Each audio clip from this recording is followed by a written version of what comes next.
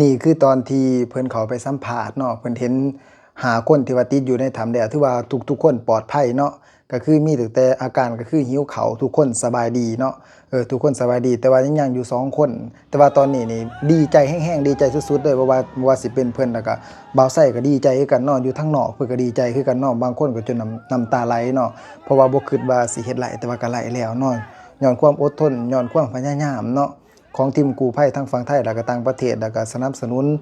ฝั่งลาวเฮาเนาะก็ถือว่าลำเลียงเสบียงอาหารช่วยกันเนาะถือว่า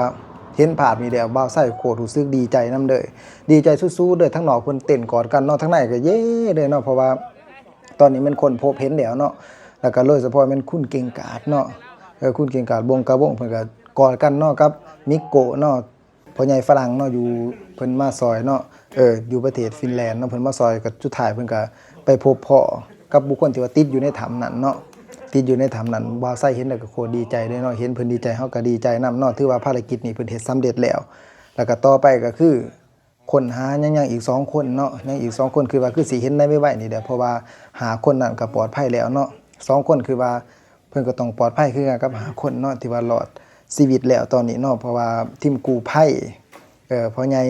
มิโกะเนาะพ่อใหญ่ฝรั่งเพิ่นก็ไปฮอดแล้วเนาะกับคนไทยอีกคนหนึ่งเนาะถือว่าเพิ่นก็ไปถามไทยว่าสบายดีบ่มีอาการเป็นแนวไรอยู่บ่เพิ่นก็ถามเบิดทุกอย่างเนาะอาการที่ว่ามีตอนนี้คือหิวข้าวเนาะถือว่าโอ้บ่าวไส้ดีใจแฮงว่าซะดีใจแฮงแทนเพิ่นเนาะเพิ่นก็ดีใจเฮาก็ดีใจทั้งพี่เนาะคุณเกียงกาจจนน้ำตาไหลเนาะบ่คิดว่าสิเฮ็ดไหลแต่ว่าเราก็เฮ็ดไหลเนาะความเชื่อมั่นในความอดทนความพยายามของเฮาเนาะบ่มีสิ่งใดที่ว่าสิเฮ็ดบ่ไหลเนาะบ่าวไส้ก็ภาวนานำตลอดเนาะเพราะว่าติดตามข่าวนี้ตลอดคือกันเนาะแต่ว่าสุดท้ายเพิ่นก็เฮ็ดไหลเนาะอัปเดตแต่ว่าเฮามาเบิ่งเนาะว่ายังอีก2คนเพิ่นคิดว่าเพิ่นสิหาเห็นในไวๆนี้เนาะเพิ่นสิไปซอยให้ปลอดภัยคือกันกับหาคนแน่นอนเนาะฝากติดตามเด้อพี่น้องอันนั้นคิดว่าเฮ้ยพวกเราทำได้ไงวะ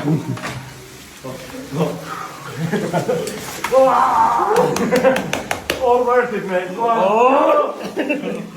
thank you man โอ้สุดยอดมากไม่คิดว่าพวกเราจะทำได้ปะของแท้ครับอู้ what a relief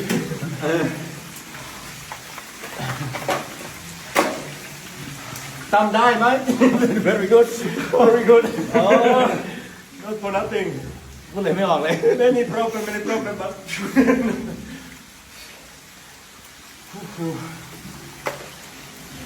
ครับ